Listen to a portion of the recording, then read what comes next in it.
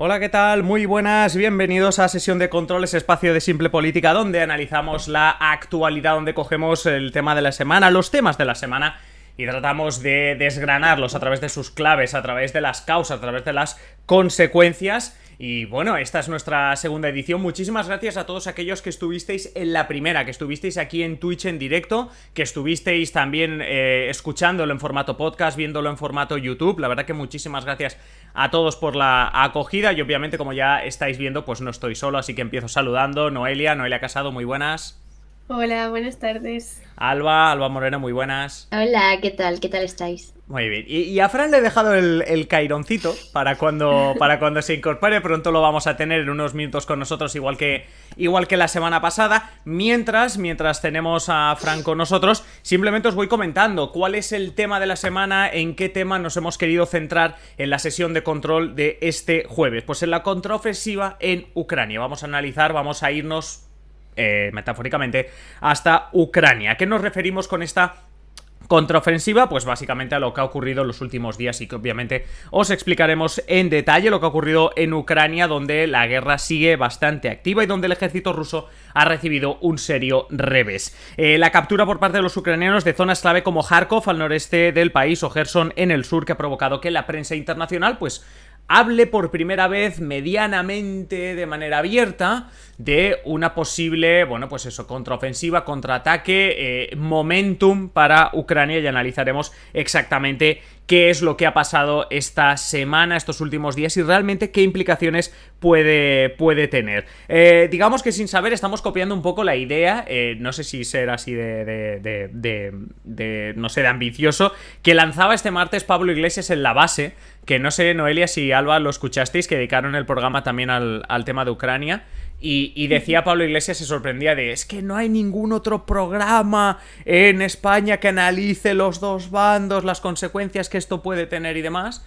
Y digamos que de alguna manera es, obviamente salvando mucho las distancias, pero vamos a tratar de hacer algo así, ¿no? Sin saberlo casi, que nos hemos copiado, y precisamente, pues bueno, pues tanto Alba, Noelia como Fran, ahora que se va a incorporar en un minutito, pues lo que han hecho durante estos días es investigar, y ahora nos van a explicar, por un lado, qué profundidad real tiene esta contraofensiva, qué ha pasado realmente. También hablaremos, por supuesto, de todo lo que tiene que ver con Rusia, es decir, cómo se ha leído esto desde Rusia y qué implicaciones reales tiene estas pérdidas de territorio, de momento mínimamente de territorio, para Rusia. Y sobre todo nos preguntaremos en qué punto estamos. ¿Es esto realmente un punto de inflexión? ¿Esto acorta o alarga la duración de la guerra? Todo eso lo hablaremos también en esta primera mitad del programa de hoy. En la segunda mitad, recordad que estaremos hablando, bueno, de las secciones estas que nos traéis, Noelia, Alba. Hablaremos de las elecciones en Suecia, que nos han dejado un resultado y una dimisión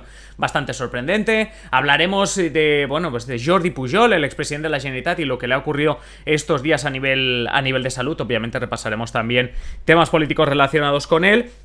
Y hablaremos también de un informe bastante heavy que se ha conocido esta semana por parte del Defensor del Pueblo. Pero como digo, esto será en la segunda parte. Por cierto, acabamos con Trivial. No sé, Noelia, Alba, ¿habéis estudiado? Para el tema Trivial, digo. Bueno, no duermo por las noches, pensando. Hombre, a ver, luego repasaremos puntuaciones, pero tampoco estás tan mal como para no dormir. No estoy tan mal, pero a ver el nivel de las Perdido. preguntitas.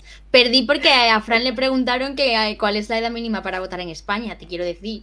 No, sí, claro, ahora perdí. No estuvo claro, bien, claro. claro. No, o sea, a ver, lo que no puede ser es que ya empecemos enfrentándonos al árbitro o al presentador, ¿eh? O sea, No. esto... No es un enfrentamiento. De Vale, momento. vale. No, porque a lo mejor te quito puntos, ¿eh? O sea, empiezo por Encima, protesta. ¿y la transparencia qué? Bueno, yo te digo, en el fútbol hay amarillas un poco por protestar. Pues aquí, cuidado que no me lo piense, ¿eh? También por cierto, hablando de Trivial, los que estáis escuchándonos en directo y viéndonos en directo, quedaos al final, porque os hablaremos de los premios que vamos a tener para vosotros en el Trivial también. Pero bueno, que no me alargo más. Queríamos empezar hablando, como decimos, para nosotros el tema de la semana, o en el que hemos investigado y del que tratamos de explicaros las claves, causas, consecuencias, lo que siempre hacemos desde en otras temporadas en el podcast y obviamente también en Twitch. Queremos hablar de lo que ha pasado esta semana en Ucrania, esa contraofensiva militar.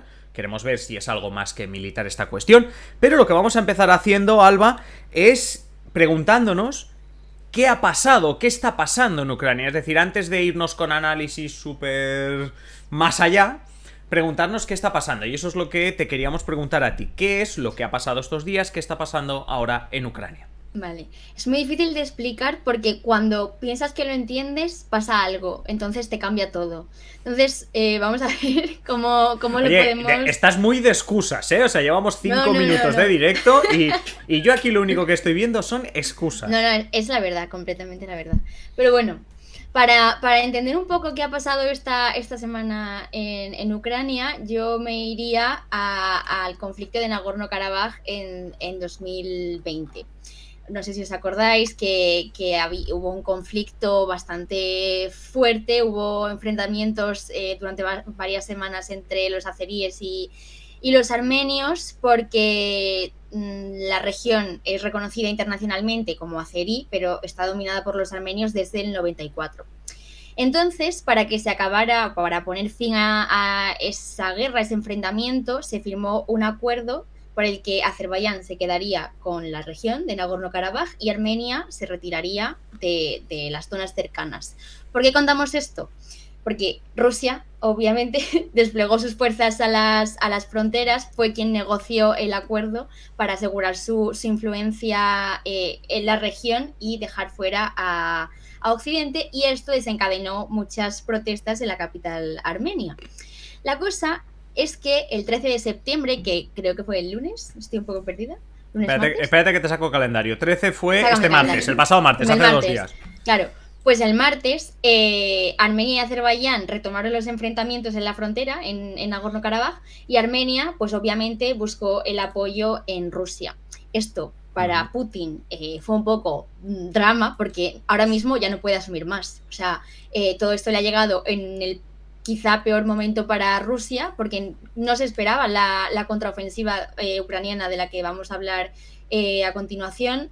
Al final, hace ya 7 meses del comienzo de la guerra y Ucrania parece ser que está ganando ahora terreno en el este del país, ¿no? Que era la zona como más conflictiva. La cosa es que ahora Rusia podría centrarse de nuevo en el Donetsk, en esa zona este, pero la situación la tienen más complicada porque ahora mismo no controlan Izium, que es una de las ciudades que han abandonado los rusos en los últimos días. Y la cosa es que no sabemos qué posición va a tomar Putin ahora, porque obviamente las consecuencias de la guerra ya se están viendo a nivel interno en el país y Putin tendría que justificar pues los avances en la guerra. Si bien es cierto que Ucrania pues está tomando como mayor poder ahora en la guerra, la ofensiva se está ralentizando porque está liderando franjas que no tradicionalmente, pero desde que empezó la guerra estaban bajo ocupación rusa en el este, y algunos expertos dicen que es porque la mayoría de las fuerzas ucranianas están luchando para recuperar la ciudad de Limán, que es que les pilla, como digan, por decirlo así, de camino hacia la región de Lugansk, que fue una en el Donbass de las más conflictivas, por decirlo así, desde el inicio de la guerra. Es ahora mismo, de hecho, el centro de las hostilidades después de que Ucrania pues haya conseguido dominar Kharkiv, que también ha sido uno de los centros del conflicto. Y bueno, recapitulando un poco, porque esto ha sido como... no sé si se ha entendido bien. Yo creo que aquí obviamente se abre un nuevo capítulo de la guerra porque las tropas de Zelensky están ganando terreno y Putin al final cada vez está teniendo menos apoyos a nivel interno y obviamente a nivel internacional. Entonces, pues vamos a ver lo que pasa. Sí, la verdad que ahora seguiremos hablando del tema, pero esto de los apoyos es importante. O sea, no solo lo que dices, evidentemente a nivel internacional. Yo creo que no ha perdido más en cuanto a geopolítica o relaciones internacionales, pero cuidadito a lo que está pasando dentro de Rusia. Ahora lo comentaremos con Noelia, pero bueno, a nivel internacional, esta mañana estaba escuchando una reflexión bastante interesante, no sé qué os parece, cuando hablaban de, bueno, que es un paso importante para Zelensky, un paso importante para Ucrania, obviamente que es una victoria para el ejército ucraniano. pero que para Kiev, sobre todo, es importante porque le ha demostrado a Occidente algo, o sea, un mensaje que le iba lanzando desde marzo, que es, si me dais armas, a lo mejor hasta gano. Justo. ¿Sabes? O sea, Sí, un mensaje de cuidado, porque a poco que me ayudéis... Claro, también habría que definir qué es ganar esta guerra, ¿no? Pero el mensaje que se lanza es, a poco que me ayudéis... Que Ucrania sola no va a ganar ni de coña. Los programas Russia Today, etcétera, prorrusos, que dicen, no, esto básicamente son fuerzas extranjeras que han ayudado y tal. Está claro, pero el mensaje de Ucrania es no sé, interesante, no sé cómo lo veis. Sí, para mí, yo creo que esto ha sido un poco el giro que se ha dado esta semana y por eso ha sido tan trascendente. Creo que estaba claro que Occidente estaba apoyando a Ucrania, pero era visto como un bando débil y no sé hasta qué punto desde Occidente o desde Europa en concreto se percibía a Ucrania como un país que podía tener oportunidades de ganar a Rusia, ¿no? Al gigante ruso y eso también es de lo que voy a hablar ahora, pero yo creo que sí, que se ha abierto ahí como una vía de esperanza, ¿no? Y más que nada porque se han visto las flaquezas de Rusia.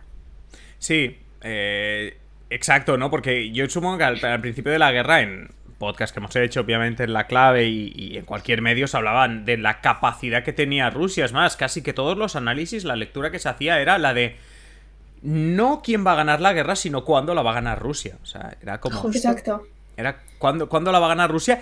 Y te digo una cosa, dentro del discurso cuándo la va a ganar Rusia, yo creo que pocos analistas veían 6 meses de guerra. Bueno, 6 meses, que obviamente es lo que nos queda, pero estamos a mediados de septiembre, una guerra que se inició el 26 de febrero, si no me equivoco, 26 o 28, ahora mismo se me escapa exactamente. 24, pues mira, ni 26 ni 28, 24. Una guerra que, como digo, se inició el 24 de febrero y bueno, pues como decimos, o sea, básicamente está a punto de cumplirse 7 meses, 6 meses largos, 7 meses. Y las fuerzas de Zelensky, las fuerzas del ejército ucraniano, que obviamente tiene sus motivos y sus causas, el hecho de que esté aguantando tan bien, en parte obviamente ayudado por Occidente, pero realmente, bueno, que también le está haciendo un favor a toda Europa, ¿no? Decíamos, al principio de la guerra decíamos, cuanto más aguante, además de un favor a ellos mismos, a Ucrania, le está haciendo un favor a Occidente, ¿no? Decíamos, con las sanciones a Rusia, etcétera, etcétera. Y ahora mismo el discurso es que, bueno, solo habría que escuchar que, bueno, que también lo comentaremos aunque sea de pasada, el SOTEU, ¿no? El discurso del Estado de la Unión Europea de von der Leyen, de la presidenta de la Comisión. Bueno, que por cierto, el outfit, no sé qué me decís del outfit con... Es que, no, además hay una cosa que ha hecho Político que ha dicho, no es que sea azul y amarillo, o sea, era una camisa azul y americana amarilla, es que era en el pantone de los colores, era en el azul y el amarillo de la bandera de Ucrania. Claro, sí. Y bueno, luego el lacito que llevaba es que ni se veía, a mí me hizo mucha gracia. A ver, a mí a nivel outfit yo le doy suspenso, o sea, me parecía una mezcla, yo lo siento, pero es que es americana, amarillo tan pollo.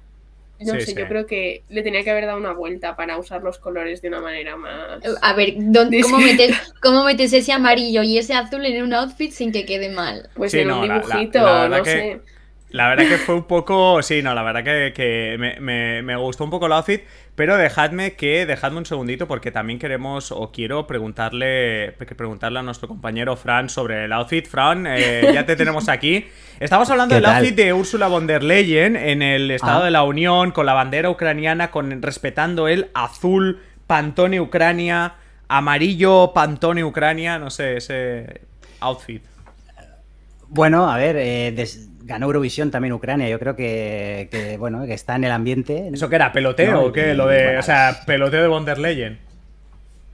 Bueno, un poco, ¿no? A ver, al final pues hay que cumplir, ¿no? Con unos protocolos, entiendo, con una política de la Unión Europea y ahora estamos muy metidos en esto, entiendo, pues bueno, que era esa línea. Es todo con entiendo, Paul. Sí, todo sí, comunicación política. Sí. Un día tenemos que invitar a Tony Aira, un experto en comunicación política, que además tenía un podcast sobre ello. Ya lo invitaremos un día para que nos hable de cómo está una americana. Estamos aquí, hombre, no dedicándole mucho rato, pero incluso a los colores de una americana. Bueno, estábamos comentando lo que ha pasado esta semana en Ucrania y cómo esto es un espaldarazo para Ucrania. Pero igual de importante es hablar, lo estabas diciendo tú ahora, Noelia, que has investigado sobre el tema, el otro lado, es decir, vámonos, entre comillas, vámonos a Rusia para entender qué ha significado esto para Rusia en su conjunto, sobre todo a nivel, obviamente, Kremlin, a nivel político y a nivel del ejército, por supuesto. Sí, pues como decía Alba, siempre es complicado medir el impacto que tienen las cosas en Rusia, ¿no? Al final es un sistema bastante opaco y nos llega un poco lo que puede llegar. Entonces, bueno, este análisis pues puede ser que en los próximos días conozcamos otros datos y se vaya un poco al traste, ¿no? Yo creo que es lo que decía Alba, que lo que tiene esta guerra es que cada día puede cambiar mucho la situación. Pero yo, como decía antes, lo que pondría el foco es en qué lugar ha quedado el prestigio de Rusia que, no sé, había iniciado la guerra en parte o se había fundamentado en un poco su prestigio internacional como gran potencia, ¿no? Entonces yo creo que los últimos movimientos de Ucrania han evidenciado sus fisuras y esto ha dejado un poco en evidencia a Putin. Entonces, lo primero que destacaría es que le están sacando los colores desde dentro del país. Y esto es algo que yo creo que unos meses atrás nadie se podía esperar, más que nada cuando hemos visto a empresarios morir en extrañas circunstancias, etcétera. Bueno, Rusia no es un lugar donde la gente se exprese con libertad y a mí es algo que me ha sorprendido mucho. 30 concejales de ciudades como Moscú y San Petersburgo han pedido la destitución de Putin. Sí, sí. Empieza a salir ese discurso, ¿eh? Empieza a haber debates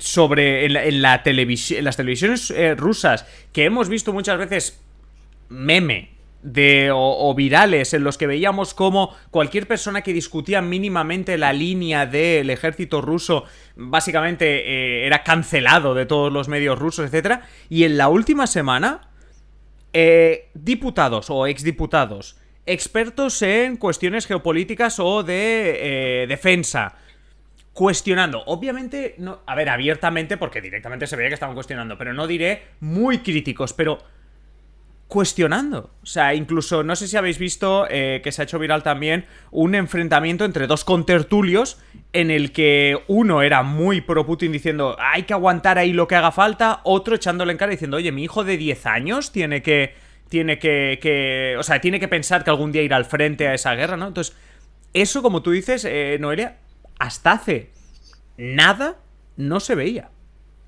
Sí, yo creo que era un poco impensable y que eso también es parte de la esperanza que ha podido dar a Ucrania de lo que hablábamos de quién puede ganar la guerra si realmente la oposición dentro de Rusia va a coger fuerza. Y esto yo creo que es una de las primeras consecuencias de los últimos movimientos ucranianos. También se están pidiendo responsabilidades de los mandos del ejército que estaban al frente de esa defensa o de ese ataque en concreto en esas regiones, pero insisto, a mí lo que me llama la atención es que se pida responsabilidades directamente al propio Putin.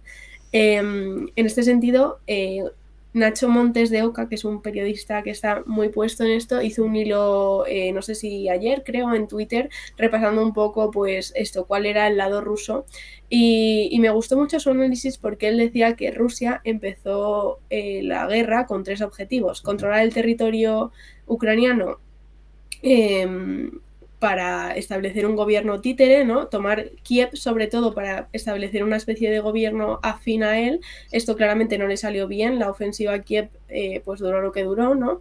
Después ocupar el Donbass, que como ha comentado Alba, en un primer momento sí que se consiguió un gran avance, pero ahora vemos que está perdiendo posiciones también aquí. Y en último lugar, como comentaba antes, mostrar su supremacía militar, que ahora ha quedado un poco en evidencia. Entonces, bueno, pues vemos como que estos 3 objetivos que señala Nacho, podemos decir que Rusia está pinchando en ellos un poco, ¿no?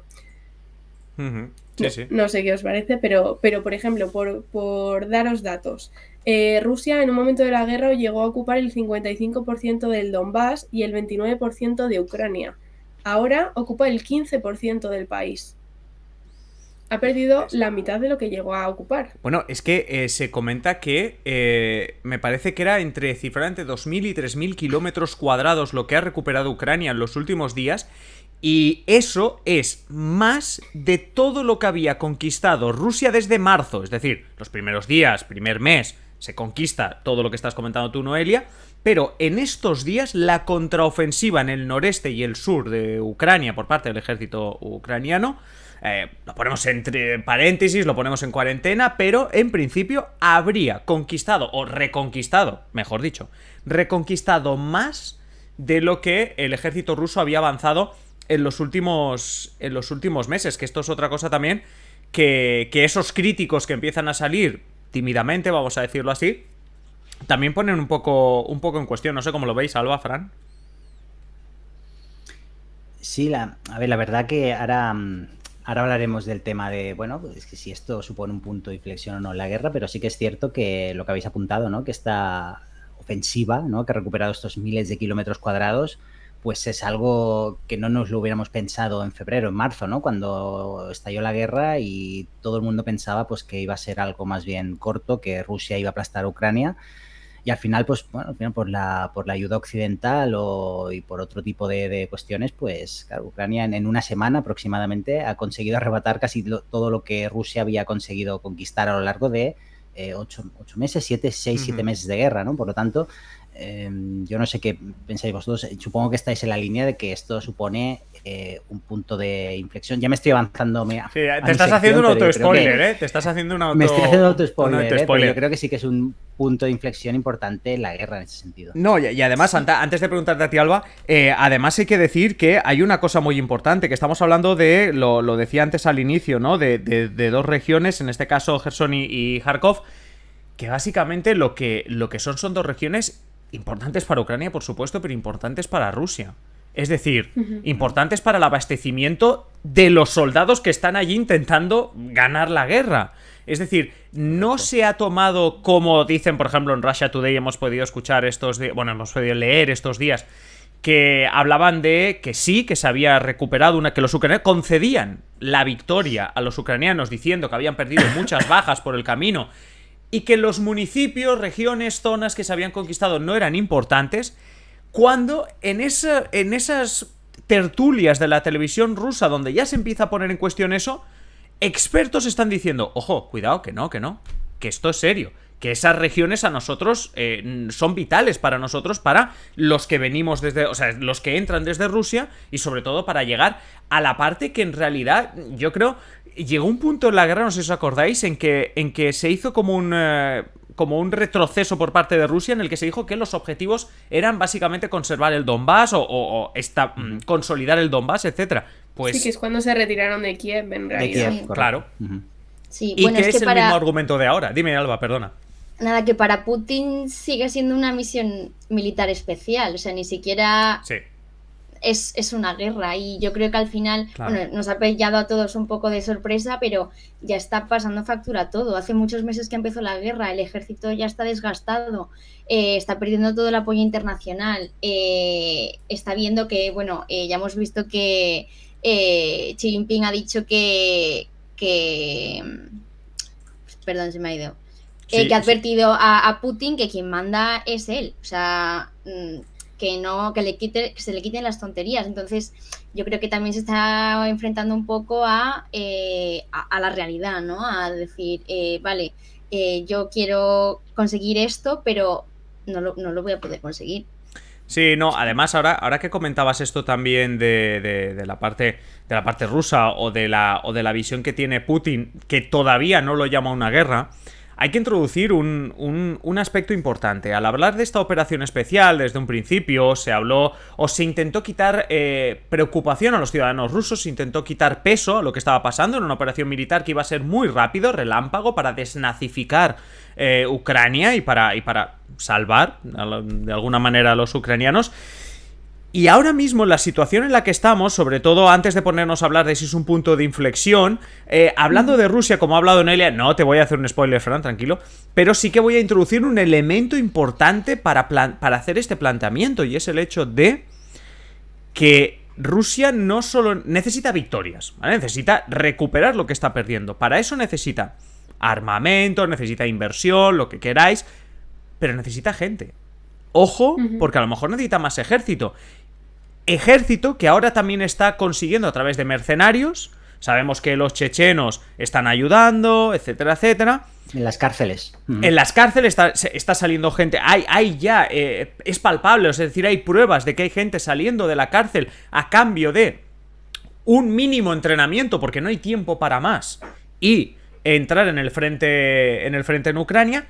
Y hay otro aspecto, que es: no puedes llamar a tu población al ejército si esto no lo llamas una guerra. Es decir, puede que llegue el momento en el que Putin necesite llamar a filas.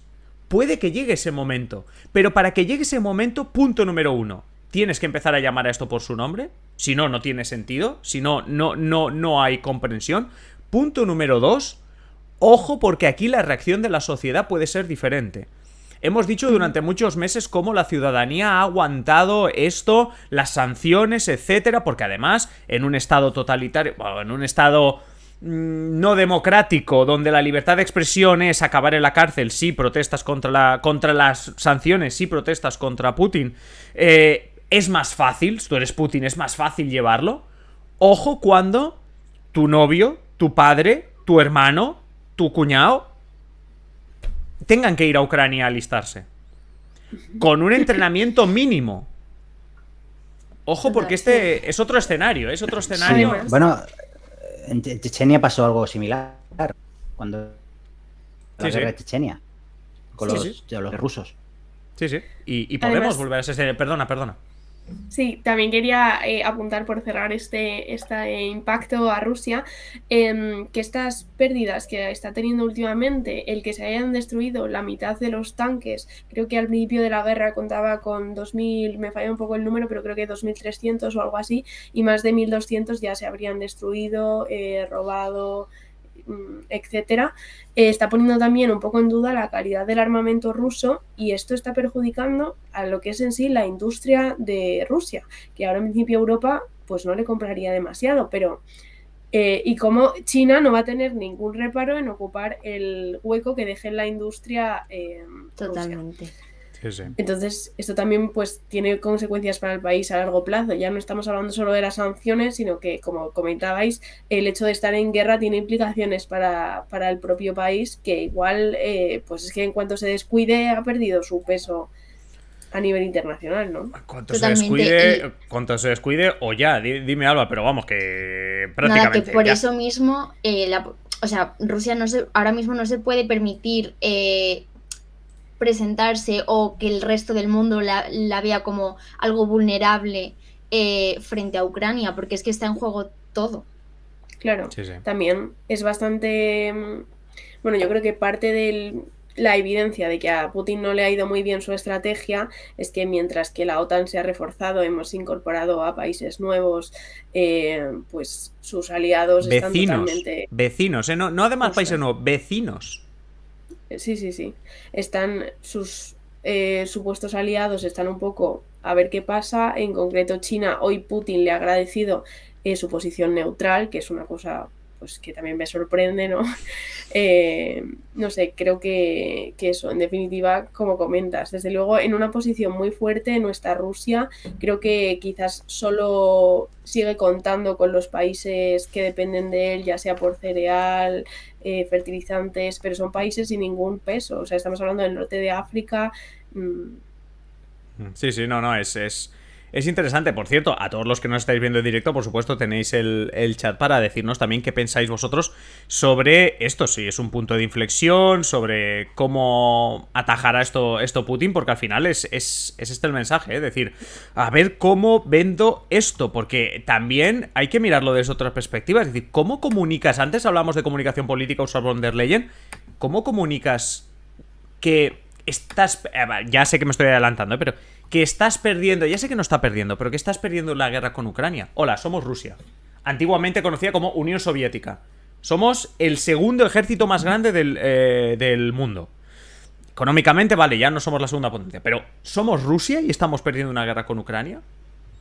Cuando me has dicho, porque tu comunicación todos estos meses es esto es rápido, esto tal, esto desnazificamos a Zelensky, lo quitamos de ahí y tal... Es todo un reto, ¿eh? Bueno, la comunicación sigue siendo os vais a quedar sin gas. Sí, ya el problema es... para el invierno. Ojo, Sí, pero internamente... Sí, dime. Sí, que internamente yo creo que por mucha desinformación o mucha información sesgada que Putin quiera imponer en su país, eso al final tiene límites, más aún en redes sociales. Y si, como estamos hablando, en propios debates de la televisión rusa ya se están expresando abiertamente las dudas en cuanto a la estrategia. El responsable de Chechenia incluso también ha admitido que hay errores en la estrategia. Yo creo que sí que hay señales de que la cosa está cambiando.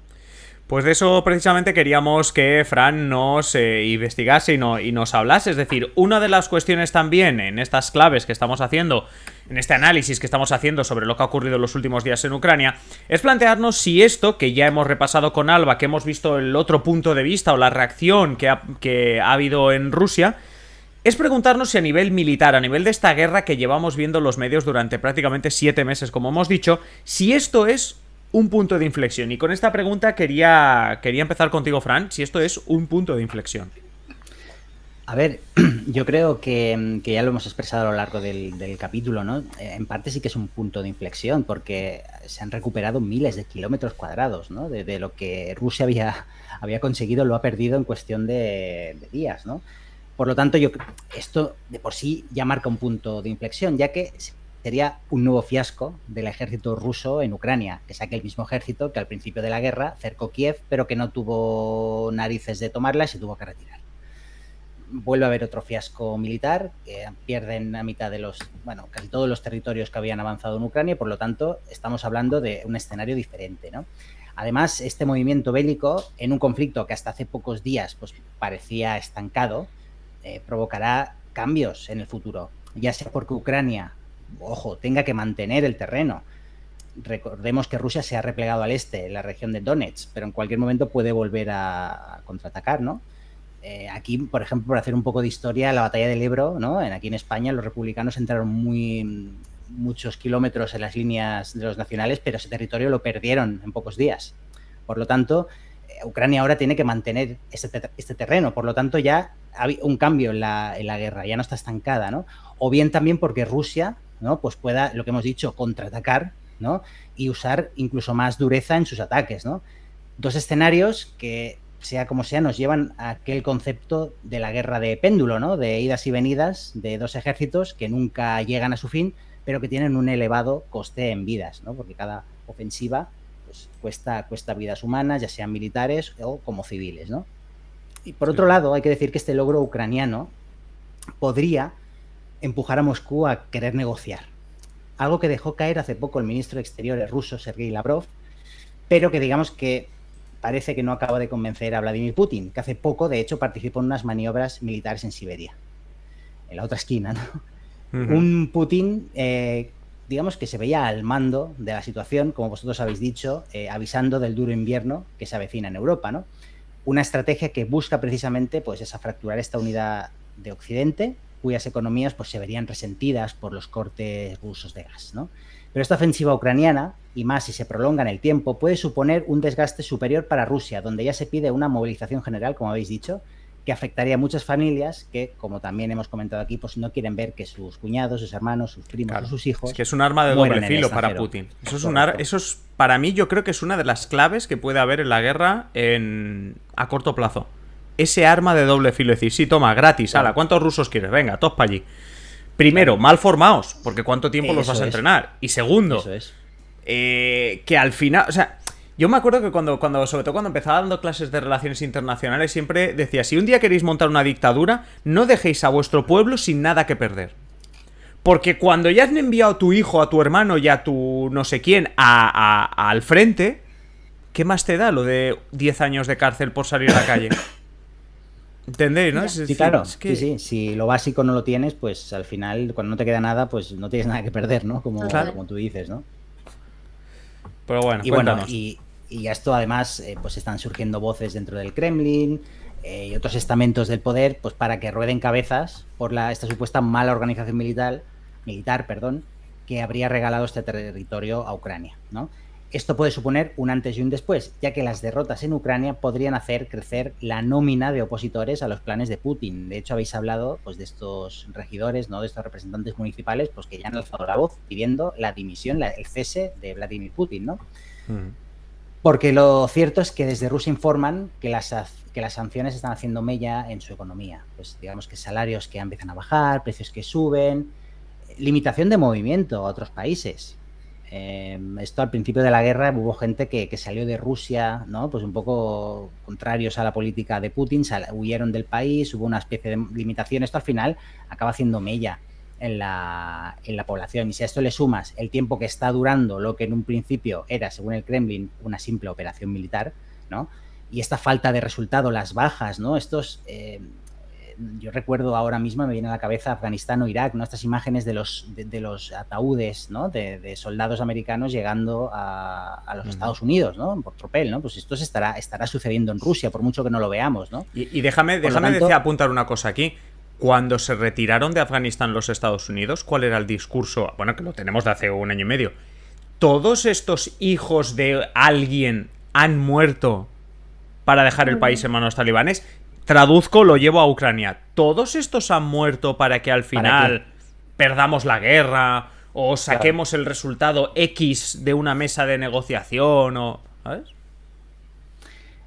Claro, es que hay que decir, a ver, primero de todo, las guerras suelen haber estas ofensivas, ya lo hemos comentado antes, ofensivas relámpagos, que de la misma manera que avanzan, retroceden, ¿no? De hecho, hay que decir, la profesora de Relaciones Internacionales de la Complutense, María José Pérez del Pozo, aseguró el otro día a la televisión española que es necesario que Ucrania consolide el terreno ganado para determinar si esto constituye realmente un giro real en el desarrollo de la guerra. Ahora bien, esta sensación de ir perdiendo la guerra no hará que Putin, de media vuelta y sin más, se largue de vuelta a casa. Oye, he perdido la guerra, me voy.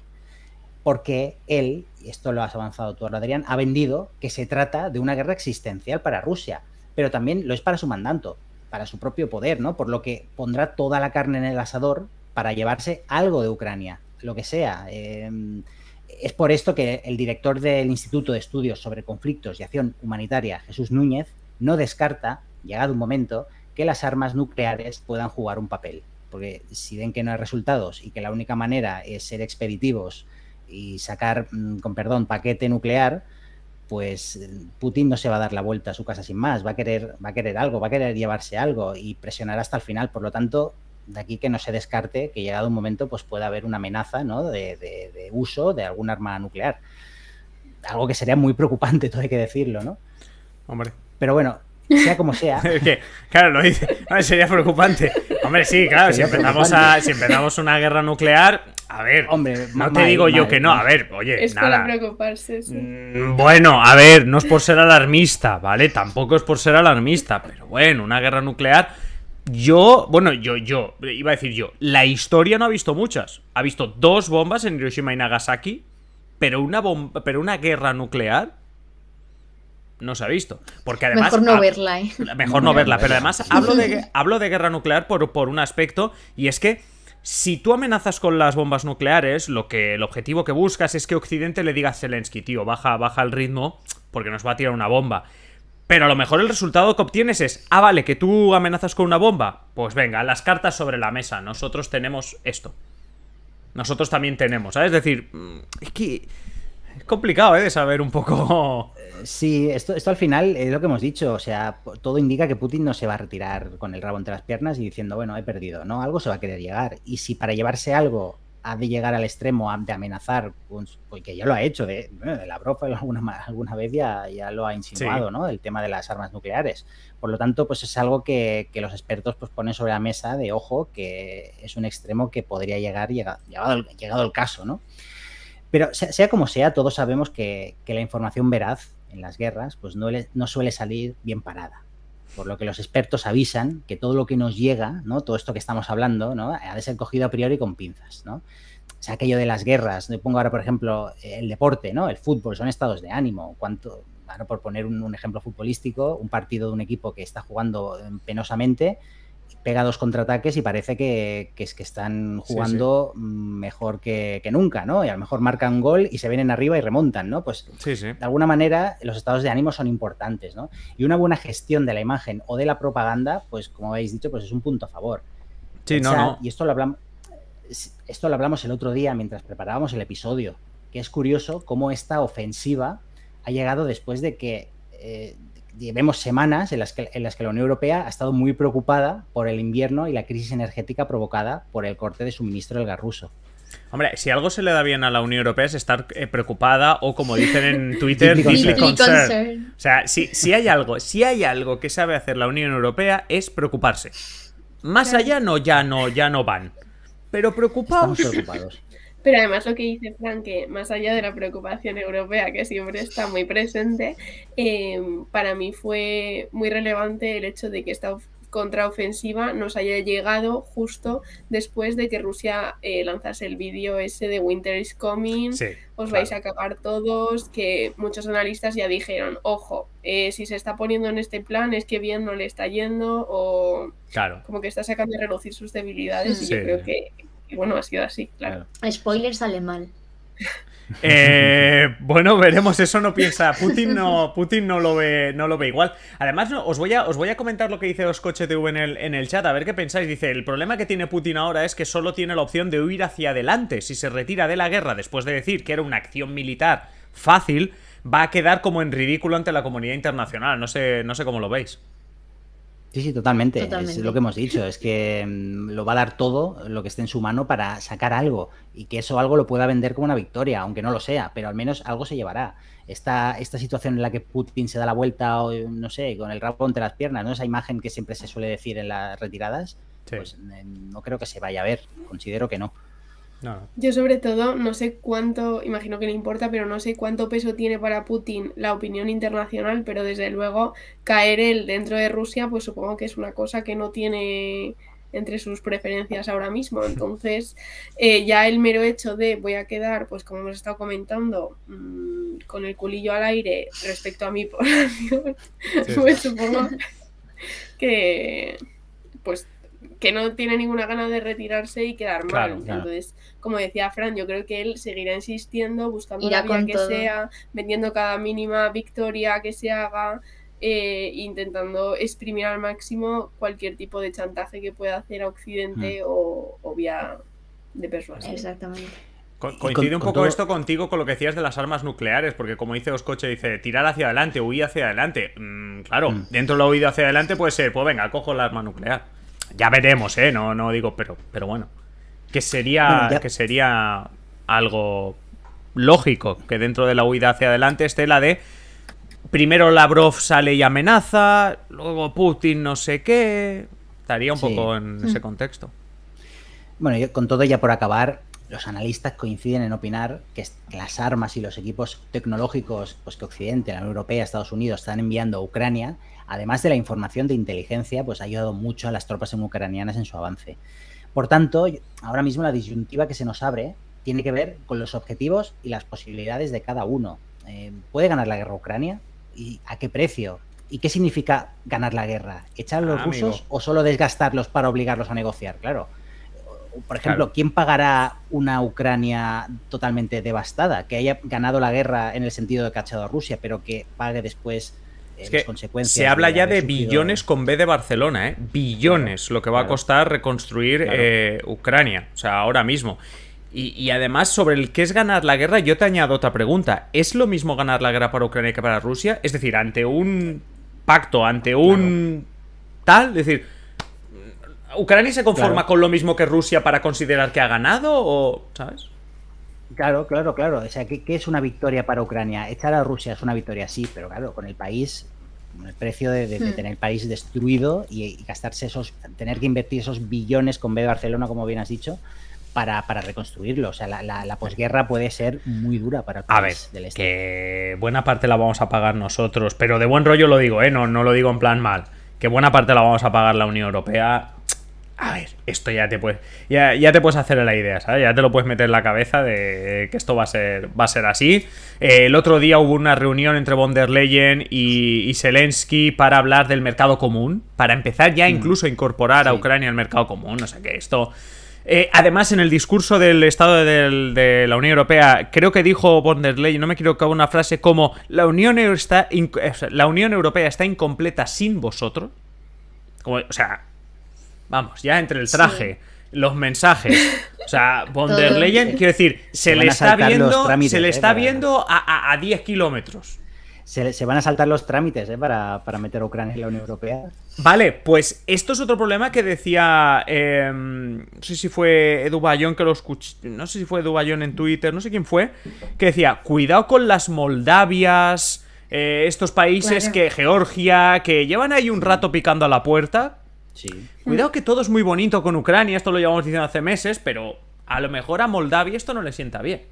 Pero bueno, esto ya es otro tema. Esto ya es otro tema.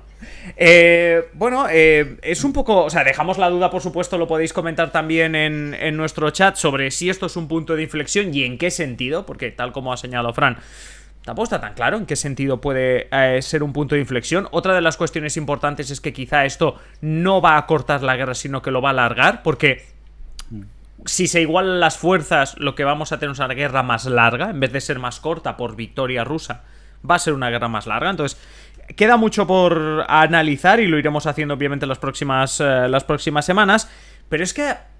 Ostras, es que hay muchos más temas esta semana y los hemos concentrado también en vuestras secciones.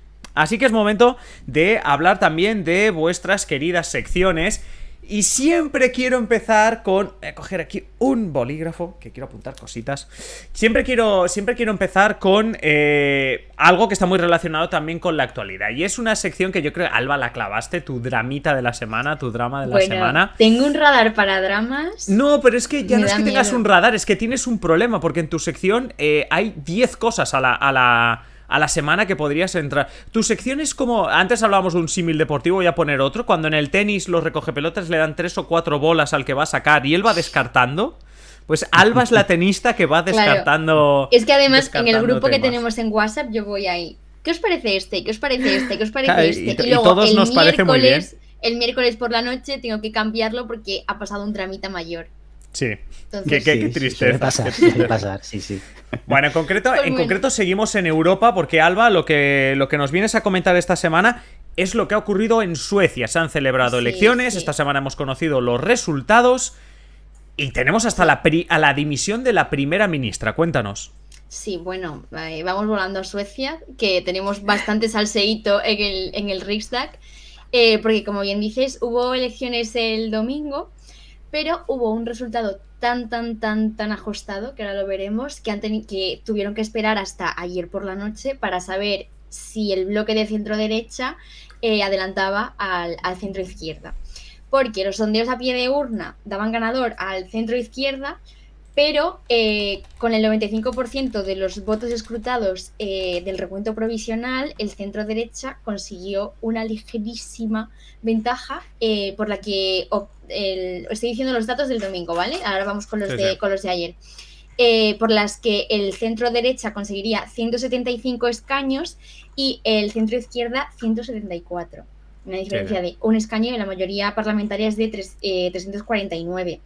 ¿Qué supondría esto? Obviamente, pues el fin de la amplia mayoría que tenía el Partido Socialdemócrata de la ex primera ministra Magdalena Andersson, que como bien has comentado, presentó ayer su dimisión. Y es que la diferencia era de 50.000 votos, de unos 50.000 votos. Es que es una diferencia pequeñísima, es menos del 1% del total.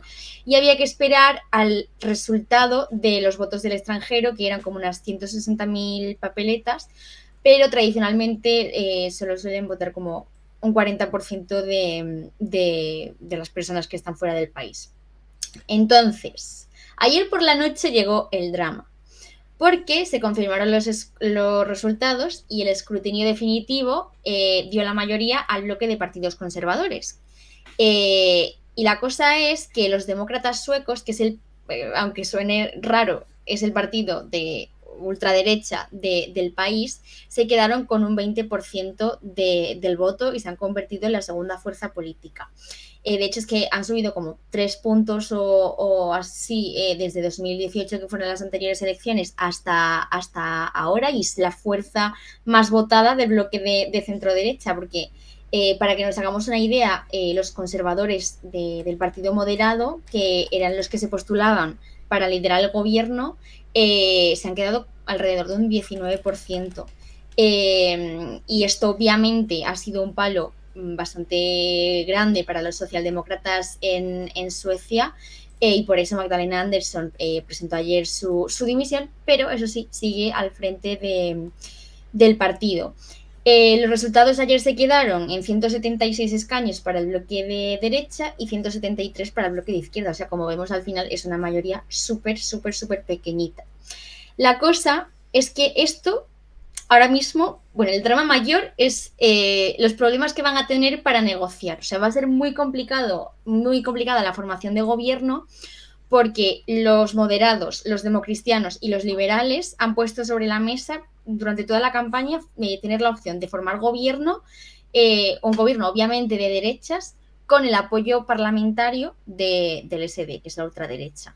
Pero claro, la ultraderecha tradicional ha dejado ahí como caer la posibilidad de ofrecer alguna cartera, algún ministerio al SD, pero el líder del SD ha dicho que no, que obviamente ellos quieren más protagonismo, que quieren algo más, que quieren un papel central, y eso a algunos partidos, sobre todo los liberales, pues obviamente no les ha gustado nada.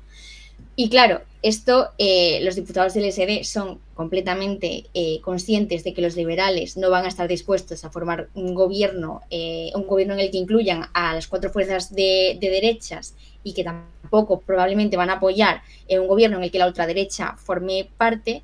Entonces se está hablando de que el SD ya está pensando como mantenerse al margen e intentar que se aprueben algunas de sus propuestas, de sus políticas, desde sus escaños, sin formar parte del gobierno.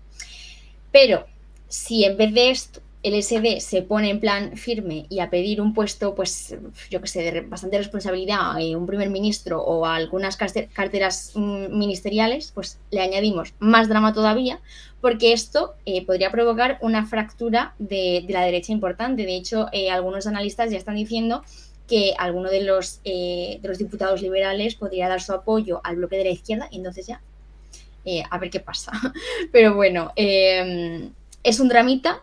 Vamos a ver lo que pasa. Simplemente para contextualizar un poco y para recordar, hace 4 años los partidos también ganaron el bloque de derechas en el Riksdag, en Suecia, pero no hubo negociaciones con la ultraderecha, con el SD, porque existía un cordón sanitario entre el resto de partidos hacia la extrema derecha, y eso facilitó un gobierno de coalición entre socialdemócratas y verdes, que era el gobierno que teníamos ahora, pero tardaron 4 meses en negociar, así que a ver, apuestitas, a ver cuánto tardamos ahora. Sí.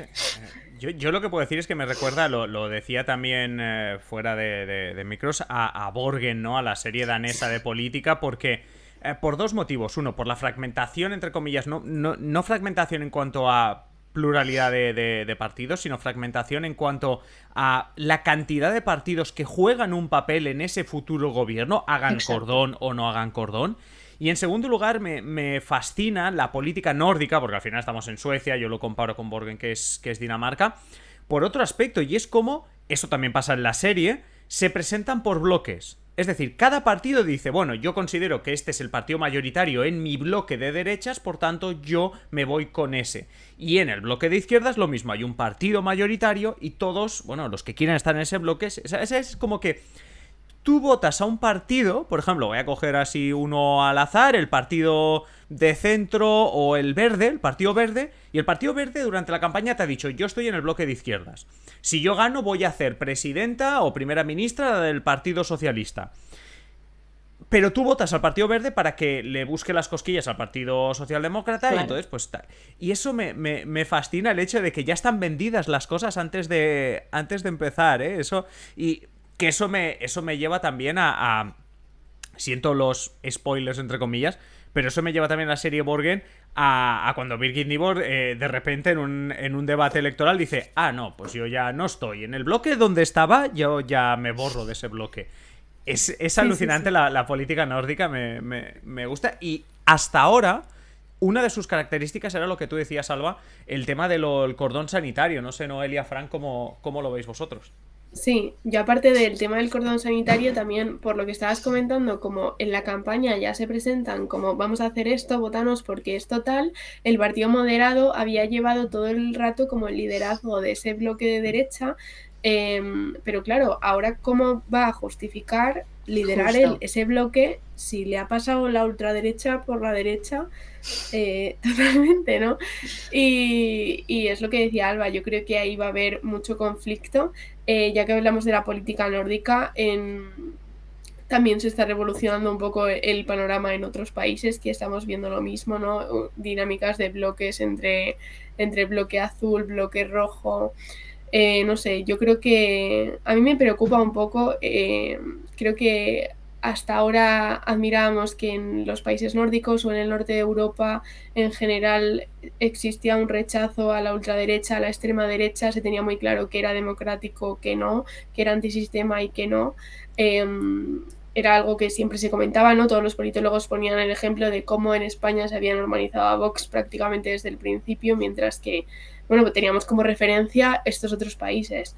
Y bueno, pues ahora, sin embargo, estamos observando cómo partidos que tienen un discurso súper xenófobo, muy claros, ¿no? Porque Vox obviamente tiene sus cosas, pero hay ciertas cosas que no se expresan de la misma manera, ¿no? Hay partidos que se definen directamente como neofascistas, etcétera. No sé, a mí me preocupa eso, pero ya a nivel europeo, a nivel reflexión de que grandes democracias consolidadas pues estén entrando a la extrema derecha de esta manera. Sí, no, y antes de seguir, simplemente deciros que es muy complicado, viendo los resultados, que como tú decías, Noelia, vaya el partido moderado a liderar ahora ese bloque de derechas, porque en 2018 sí que estaba por delante en votos y en escaños, pero en estas elecciones, claro, es que con qué cara no se presenta... Claro. Se presentan los conservadores a decir quiero liderar este bloque. Pues no, mi ciela. Complicado, no, exacto. Bastante complicado. 73 escaños para los demócratas, es decir, para este partido de extrema derecha. 67, es decir, 6 menos para el partido moderado. Por tanto, complicadito que lo vaya a liderarlo. Y de todas maneras, lo iremos siguiendo por supuesto estos días. Pero tenemos más temas y quería también hablar de esta... Yo solo dime. Al hilo, ya por cerrar el tema de Suecia, al hilo de lo que comentaba Noelia, del tema de ver qué va a pasar con el tema de los cordones sanitarios a la extrema derecha, algo que en el pasado se tenía muy claro, ¿no? Lo que era extrema derecha y con quién no se tenía que ir de la mano. Veremos ahora Suecia e Italia. En este sentido, por hacer un poco de docuteca, recuerdo que Stieg Larsson, que periodista y novelista de la trilogía Millennium, tan famosa hace unos años, de novela negra, escribió La voz y la furia, que es un libro en el cual pues hablaba de estos demócratas suecos, ¿no? Presuntos demócratas de extrema derecha y de todo el entramado que tenían que se habían montado para crecer, ¿no? Y en ese sentido pues alertaba del peligro de que este partido pues en algún momento pudiera llegar a tener algún tipo de poder en la política sueca. Habrá que ver. Sí, habrá que ver. Bueno, una ultimísima cosa, perdón. A ver, esto en realidad es Twitch. Podríamos estar hasta las 11 de la noche, Tampoco... Sí, totalmente. Pero nada, para cerrar, o sea, yo creo que al final el partido de la ultraderecha se ha apoderado de la derechización del debate con todo el tema de la inmigración, las bandas y tal, y le ha salido bien. Al final es que hasta los partidos... los socialdemócratas estaban poniendo sobre la mesa ese tema.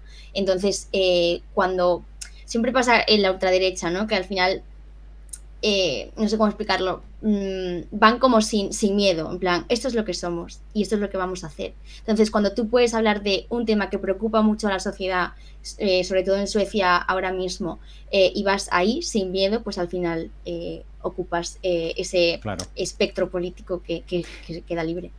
Y es curioso porque en España, al menos a nivel local, sucede mucho de partidos como los socialistas, como hacen suyo un cierto debate de la seguridad sin llegar a los extremos de Vox, de vincularlo con inmigración, ni mucho menos, pero que de alguna manera ponen en el centro el tema de las ocupaciones, de las peleas, de incivismo, ¿no? Sí, pues un poco para intentar recortar, ¿no? Pues esta avalancha que se ven venir de cara al año que viene, que pueden perder votos de mucha gente, pues que esté harta de según qué situaciones que se pueden estar dando en sus barrios, pero que no se muestran sobre los datos delincuenciales, ¿no? Que tampoco han crecido tanto, pero que de alguna manera sí que lo que dice Alba, que hay partidos de izquierda que están empezando como a meterse, ¿no? en esta cuestión, en este caso de la seguridad.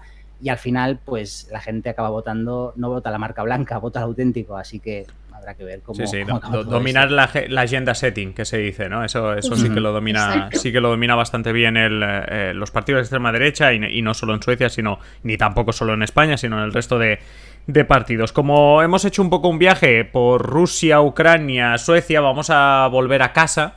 Y en este caso, pues en esa sección que nos presenta Fran cada semana, lo que el taquígrafo no oye, que miramos la otra cara o alguna noticia que al final se ha quedado un poco dilapidada por la actualidad. Y en este caso es, bueno, una buena noticia en el sentido de que de momento parece que la cosa pinta bien, pero es verdad que esta semana toca hablar de Jordi Pujol, del expresidente de la Generalitat de Cataluña.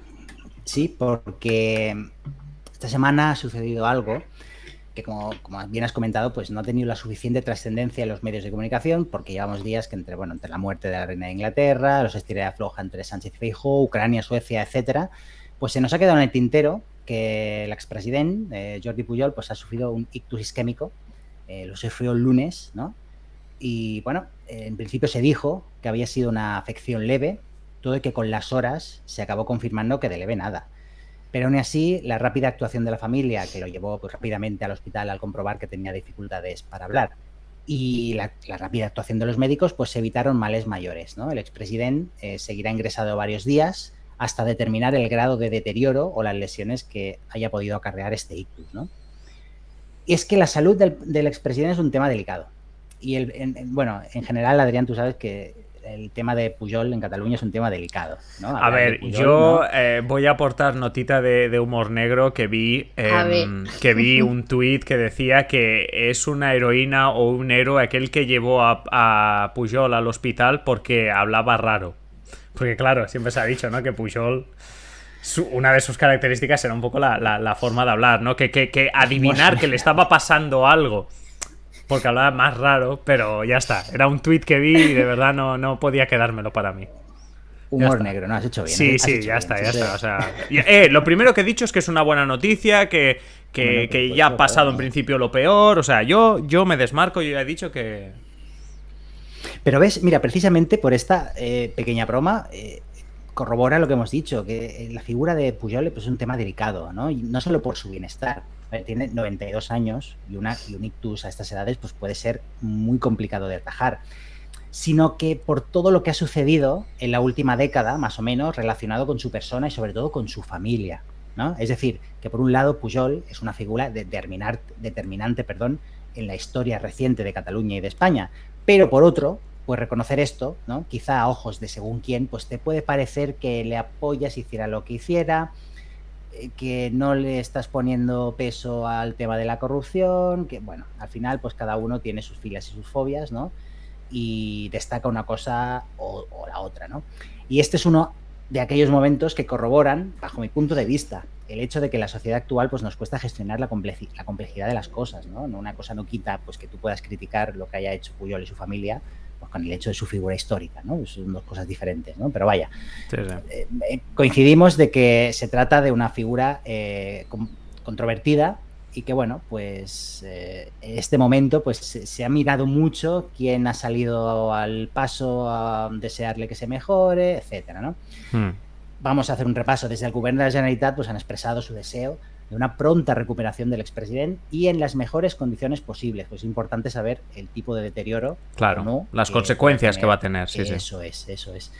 La portavoz del Govern, Patricia Playa, aseguró el martes en la rueda de prensa semanal posterior al Consejo Ejecutivo de la Generalitat que están en contacto permanente y directo con la familia de Pujol y con los médicos que les están atendiendo, ¿no? En dicha rueda de prensa, además, el conseller d'Economia, Jaume Giró, expresó que sin Pujol no se entendería la Cataluña actual, ¿no? Por su parte, el mismo martes, el líder de los socialistas catalanes, digamos la oposición, por así decirlo, Salvador Illa, deseó una pronta recuperación a Pujol y destacó que Pujol pues, siempre había puesto Cataluña por delante de todo, incluso de temas personales. Sí. Temas personales, pues como sabéis, pues como los casos de corrupción que afectan a su familia, desde sus hijos hasta su propia mujer, Marta Ferrusola, que está implicada también en esta trama de corrupción y a la que se le conocía presuntamente, según lo sumario, como la madre superiora. Sí, es que ahora estoy recordando que desde el Pulonia, el programa de sátira, este tema también ha dado bastante de sí. El nombre en clave de Marta Ferrusola, la madre superiora. Sí, la madre superiora. Perdón. Sea como sea, los escándalos se han ido sucediendo en la última década. Hasta que el 25 de julio de 2014, recordaréis, el propio Pujol reconoció en un comunicado a la prensa que durante 34 años había ocultado a Hacienda dinero de la herencia de su padre, Florenci, y que en esos años, pues que digamos que no había encontrado momento adecuado para regularizarlo. Entre una cosa y otra... Que a ver, lo vas trabajo, dejando, lo vas dejando... Lo vas dejando, mira, tienes 34 kilos ahí en Suiza y bueno... Pues, no claro, ¿y qué haces con ellos? Si es que están ahí muertos de la risa. Eso es, ¿no? Y como recordaréis, pues esto abrió una serie de investigaciones pues, que relacionaban a toda la familia en estos presuntos casos de corrupción, hasta que en 2020 la Audiencia Nacional cerró la fase de instrucción y consideró que había indicios suficientes para juzgar a toda la familia por pertenencia a una organización criminal. O sea, ahora mismo hay un juez, se ha hecho una fase de instrucción en la cual se denomina a la familia Pujol como una organización criminal. Sí, sí. En sus informes, la policía, la UDEF, es aquello de cuando salía al principio Pujol, cuando lo investigaban, ¿esto de la UDEF qué es? ¿No? Que lo decía, ¿no? Pues esta unidad de delitos económicos pues considera que la familia se había beneficiado de su posición privilegiada, ¿no? Como familia del presidente de la Generalitat, para cometer estos presuntos delitos de manera impune, ¿no? Sí, sí. Lo más curioso de todo esto es que, hablando de Pujol y todo lo que le ha pasado esta semana, es que hace menos de una semana fue entrevistado en Catalunya Radio. Hace menos de una semana. A eso vamos, un día antes de la diada, ¿no? Entrevistaron al expresidente en Catalunya Radio, el periodista lo dijo después de mucho intentarlo, ¿no? Parecía que la muerte de Isabel II pues había empujado a Pujol pues a hablar, ¿no? Que, como explicó durante el encuentro, ¿no? En dicha entrevista, el periodista le preguntó en un par de ocasiones por esta cuestión, por la cuestión de su familia, ¿no? Más que por el proceso judicial, por supuestamente pues haber mirado a otro lado mientras sus hijos y su mujer robaban presuntamente a manos llenas. ¿Y qué dijo Pujol? Pues sí, echó balones fuera con aquella famosa frase del "això no toca". Se hizo muy mítico, "això no toca". Esto no toca ahora y muchas ruedas de prensa, con ese "esto no toca", "això no toca". Pues el día 10, un día antes de la diada, volvió a pronunciarla. Además, en la entrevista aseguró que él tenía que mirar hacia muchos lados, hacia muchos sitios, que como diciendo, bueno, mira, no vi que mi familia pues estaría haciendo esto, ¿no? Lo que vino a decir, ¿no? Todo y que Pujol, eso sí, no quiso entrar a valorar el proceso judicial al que se enfrenta su familia, ¿no? Que todavía se tiene que celebrar el juicio y está previsto ni para el año que viene, ¿no? Pujol sí que reconoció en la entrevista que había hecho cosas que no le habían dejado del todo satisfecho, ¿vale? No especificó más, ni se le preguntó por ello. Pero aquí se puede interpretar tanto cuestiones políticas como cuestiones familiares o legales. Ahí lo dejamos, ¿no? Para que cada uno se monte su historia, ¿no? Aún así, dijo que estaba satisfecho de muchas otras. Y es que Pujol pues, es el artífice o el impulsor, ¿no? De este renacimiento del nacionalismo catalán tras la dictadura, ¿no?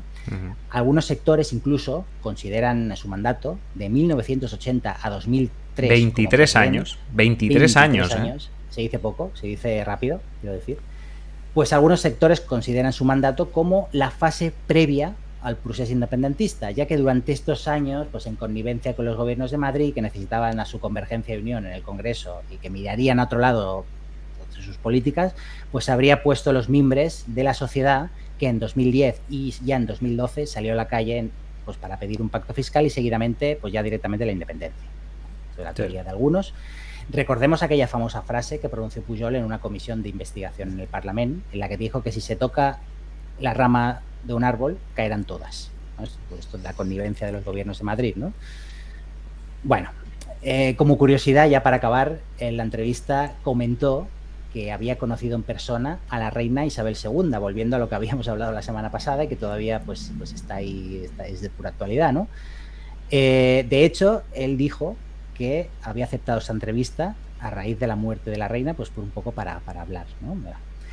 Él dice que la conoció durante la visita de la mandataria a España en 1988. Dijo que estuvo con ella un par de horas, durante las cuales hablaron del Reino Unido, de Cataluña, de la situación mundial, de Winston Churchill también, admirado por Pujol, y bueno, de alguna manera pues la muerte de la reina Isabel, pues según comentó en la entrevista, sí, habría empujado al presidente pues a conceder una entrevista que por otro lado se le había pedido en muchas ocasiones. Y la foto de Isabel II con Jordi Pujol que daba vueltas en las redes sociales justo cuando se conocía este ictus de Jordi Pujol, no sé si con mala intención, con buena intención, pero justo en esas horas en las que no había demasiada información, esa fotografía empezó a dar un poco la vuelta. Pero sí, como decíamos, intentamos repasar en esta sección esas noticias, que también han sido noticias esta semana, pero que se nos han quedado un poco en el tintero, porque realmente el ictus es noticia, pero el hecho de que Jordi Pujol saliese a hablar en la propia entrevista antes de la diada ya era la noticia, es decir, ahí ya teníamos a Jordi Pujol como protagonista, pero bueno, esperemos, como decíamos antes, más allá de la broma, pues eso, que tenga las menores consecuencias posibles para el expresidente, más allá de toda la historia que ha habido y que nos ha recordado Fran. Y de esta historia sobre Jordi Pujol nos vamos también a otra cosa que ha sucedido esta misma semana, pero en este caso en el Senado, en Madrid. Noelia, el defensor del pueblo, que es Ángel Gabilondo, que algunos lo recordarán por haber sido ministro, por haber sido también candidato del PSOE, bueno, básicamente diputado y candidato del PSOE en la Comunidad de Madrid, ahora defensor del pueblo, presentó esta semana un informe bastante heavy. Sí, esta semana vamos a hacer trampas, me lo vais a permitir, y en que se cuece en el Congreso nos vamos a ir hasta el Senado. Ojo, que están pasando cosas en el Senado, ojo, trampas, pero buena noticia, en el Senado pasan cosas. Exacto. Entonces, bueno, pues Ángel Gabilondo, como bien contabas, esta semana ha ido al Senado a presentar un informe que se tiene que hacer de manera anual, en este caso era el del 2021, que responde pues a un acuerdo firmado en Nueva York en el 18 de diciembre de 2002, que es sobre la tortura y otros tratos o penas crueles. Entonces, básicamente se realizan una serie de visitas a lugares donde la gente está privada de libertad y se formulan una serie de resoluciones. El informe ya fue publicado hace unos meses, pero bueno, esta fue la comparecencia del defensor del pueblo a exponerlo a los senadores, ¿no? Entonces, bueno, pues en el 2021 este informe tiene mucho peso, el papel de la pandemia, todo lo que fueron medidas de restricción por la COVID, test de antígenos, problemas derivados de estas cosas. Y se realizaron un total de 72 visitas presenciales para entrevistarse con personas que estaban en esta situación, por lo que, bueno, pues estas resoluciones son bastante representativas de los cambios que hay que llevar a cabo en las instituciones españolas, ¿no?, a este respecto. Entonces, bueno, se emiten la friolera de 900 resoluciones este año. Madre mía. De las cuales 255 son recomendaciones, 618 son sugerencias y 26 son recordatorios. O sea, nada es obligatorio. Sugerencia, claro, recordatorio. ¿Y cuál era la otra? ¿Sugerencia, recordatorio y? Deberes. Recomendaciones. Recomendaciones. Pues como está diciendo Ariadna, tiene mucha utilidad. O sea, realmente es que no hay ninguna que obligue a nada, ¿no? Ya, yo creo que las recomendaciones son las que más peso tienen, porque se señalan de una manera muy concreta cuáles son los fallos en los que está cayendo la administración, ¿no? Entonces, bueno, pues como os comentaba, en el año 2021 tiene mucho peso el papel de la pandemia y muchas recomendaciones van en este sentido.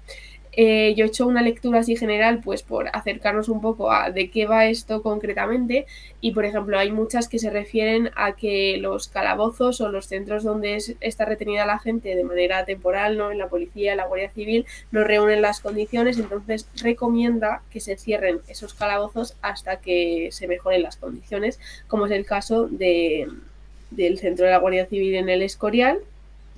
O bueno, pues muchos otros, ¿vale? De 255, sí. Pues había varios.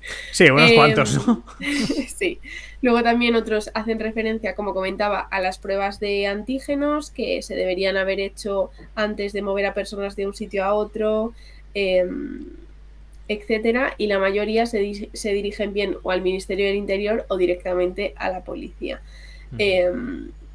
La mayoría son... Bueno, es que a mí me ha sorprendido el peso que tiene la pandemia en este informe, porque si bien es cierto que en el 2021 obviamente hubo muchas restricciones, a mí me ha sorprendido que de estas recomendaciones, muchísimas, no me he puesto a contarlas, pero un gran porcentaje tenían que ver con no se hicieron bien pruebas de antígenos, no se separó bien a la gente infectada... Ya, que además, ¿sabes?, también dices, no, cuando hablabas antes de conceptos como recomendaciones y demás, hay muchas de estas cosas que, por suerte, si no vuelve un Omicron realmente hay poco que mejora. Es decir, bueno, sí, los protocolos de cara a una próxima pandemia, pero en principio esto no para el día a día.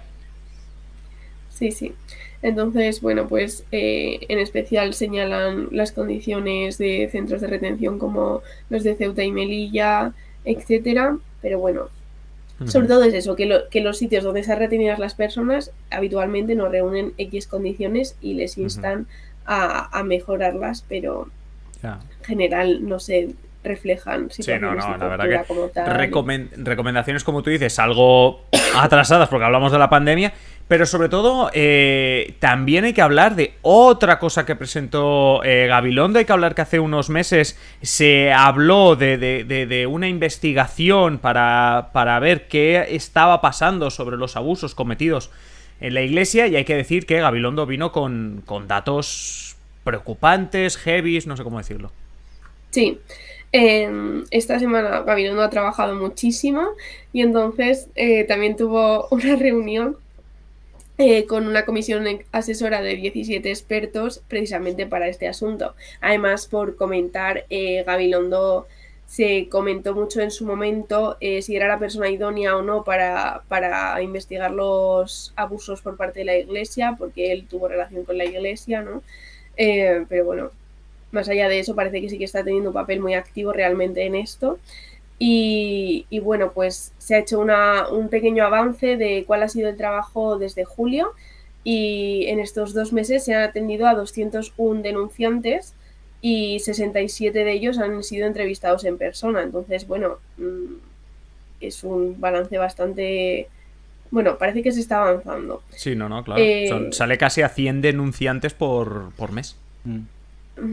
Por ponerlo un poco en contexto, he buscado también qué procesos similares ha habido en países de nuestro entorno, y por ejemplo en el caso de Portugal, en 4 meses se registraron 326 denuncias, y la proporción de Francia, que se llevó un proceso parecido en el año 2019, pues en 2 años se recaudaron 3.000 víctimas. Sí. Lo que pasa es que sí que se critica un poco desde la opinión pública, desde los medios que lo han recogido, porque son noticias, las dos, que tampoco han tenido gran difusión, que sí que en Francia se llevó a cabo una campaña pública con anuncios en televisión de estamos llevando esta investigación a cabo, etcétera, y que en España no se está tomando un papel tan activo, y bueno, pues está un poco por determinar qué cantidad de víctimas pudo haber en España, porque obviamente el peso de la Iglesia en España es amplio. Bueno, es lo que te dices, hay noticias que no tienen ese peso, muchas de las cosas que pasan en el Senado, sobre todo en el Congreso, que tampoco lo tienen, y que por eso tenemos esta sección, la de qué se cuece en el Congreso, porque hay muchísimas cosas, lo decíamos la semana pasada al presentar tu sección, Noelia, que ocurren en el Congreso, en el Senado, que no nos enteramos y que realmente al final tienen o son unos datos que merece la pena sacarlos y que la gente los conozca, o simplemente a nivel legal, a nivel político, tiene una relevancia importante, ¿eh? Tú de esto, del tema de lo que pasa en el Congreso, creo, bueno, y sobre todo estas parlamentarismos, ¿no? Yo creo que dominas, y supongo que me darás la razón, ¿no? O sea, esto que pasa en el Congreso a veces es como que se queda en segundo plano. Sí, totalmente. Sobre todo, como comentaba la semana pasada, todo lo que pasa en comisiones, que es muchas veces donde se desarrolla el trabajo de las cámaras, como no son abiertas, el público no puede acudir, los periodistas tienen que acreditarse para poder pasar, pues al final está fuera del ojo mediático, no se retransmiten en directo. A veces sí, pero por lo general se graban y se puede ver después, y bueno, pues no creo que muchas personas al llegar un miércoles a las 8 de la tarde a su casa se pongan el vídeo de la comisión en concreto. No, es extraño. Bueno, muchísimas gracias a los tres por vuestras secciones, y hay que decir que ahora estamos en la parte final de nuestra sesión de control de hoy. Ya ha llegado ese momento por el que incluso fuera de micro nos decía Alba que no ha dormido, no sé si de tanto estudiar. Ha llegado el momento del trivial. Ha llegado el momento trivial. Ya sabéis, los que nos estáis viendo por primera vez o nos estáis escuchando por primera vez, que la sesión de control siempre se termina con un trivial sobre política, con nuestras con 6 quesitos, igual que el trivial tradicional, en el que lanzamos 2 rondas de preguntas y que si estáis en directo en Twitch, pues podéis contestar y también participar y, por supuesto, acumular puntos y ganar premios. Y que obviamente yo les lanzo las preguntas a nuestros 3 colaboradores, pero que vosotros también podéis puntuar y ganar premios. A ver, ya sabéis que tanto en el chat como entre vosotros, Noelia, Alba y Fran, el primero que contesta se lleva 3 puntos, si hay rebote 2 y luego 1. En el chat es tan sencillo como que la primera persona que da la respuesta correcta se lleva 3, luego 2 y luego 1, o sea que hasta 3 personas por pregunta se pueden llevar puntos. Y esta semana os queríamos hablar de los premios que hemos pensado para vosotros en el chat. Estamos haciendo clasificación con todas las puntuaciones que vayáis sacando, y los 3 premios que hemos pensado para los que quedéis los 3 primeros cuando acabe la temporada es que el primero se va a llevar, el que quede primero, el que más puntos acumule. Bueno, voy a empezar por el tercero. El tercero que más puntos acumule en estos momentos de trivial se va a llevar uno de los videojuegos que nosotros usamos en los gameplays. Un Democracy, un Realpolitik, el que queráis, Yo Presidente. Básicamente os llevaréis uno de ellos, hablaremos con vosotros, contactaremos y el que más os guste, pues os regalaremos ese videojuego. El segundo que más puntos acumule en esta temporada a través de nuestros trivials se llevará uno de los libros de nuestra docuteca. Ya sabéis que cada jueves en el podcast hacemos docuteca, hablamos entre otras cosas de libros, pues uno de esos libros puede ser vuestro. Y el primero, el que gane este trivial entre vosotros, entre los que estáis en el chat, os vais a llevar una suscripción de 1 año a cualquier medio. Eso sí, la versión digital, que no nos queremos arruinar, porque si os envía el diario cada día tenemos que cerrar el negocio. Pero la versión digital os lleváis una suscripción de 1 año a un medio. Y como digo, cada uno es libre de consumir el medio que quiera, así que pues El Mundo, El País, La Vanguardia, el que queráis, ese será el que obtengáis. Pero bueno, estos son prolegómenos, eso está muy bien. Vamos a repasar cómo va todo. Entre vosotros 3, hay que recordar, Fran, Noelia, Alba, la clasificación está así. Fran 8 puntos, Noelia 4 y Alba 2. Tranquilos todos, se puede remontar. Y Fran, tú tienes la presión de estar líder. Y hay que decir, antes de empezar con las preguntas, que en el chat la semana pasada solo tuvimos un usuario que diese respuestas acertadas, así que Oscoche TV, que ya lo he visto por aquí y que nos ha dejado ya comentario y que lo hemos leído, pues tiene 9 puntos y de momento el líder en solitario, así que al resto está con la caña listo ya, No, es increíble, o sea que el resto también os animo, porque aquí ya veis 3 puntos por pregunta, esto se remonta súper rápido y el que queda segundo se lleva 2, etcétera, etcétera. Entonces yo os animo, y por supuesto los que nos estáis escuchando en diferido en el podcast o en YouTube, pues que os podéis venir los jueves a las 8 y veis el directo y participáis. Y si no, pues simplemente veniros a Twitch, seguirnos, ¿vale? Que es gratis. Y ya haremos algún sorteillo también entre los seguidores, los que ya sois seguidores y los que vengáis. Ya pensaremos también en hacer algún sorteillo. Pero se ha acabado el chau chau, se ha acabado la charla. Voy a mirar qué categoría. Recordad que hay 6 categorías, las recuerdo: política nacional, política internacional, series, películas, bla bla bla, teoría política, historia política y curiosidades. Además ya veo a Ariadna ahí que dice en el chat que hoy ya Oscoche tiene rival, o sea que la clasificación del chat va a tener ya más de una persona. Bueno, voy a mirar qué categoría. Estoy en el típico de generar números aleatorios. La categoría con la que, por cierto, el orden no va a ser el de la semana pasada, porque me parece injusto que sea siempre el mismo. Hoy vamos a ir con Alba, Noelia, Fran. Es decir, el orden inverso de cómo está la clasificación, ¿vale? Alba, Noelia, Fran.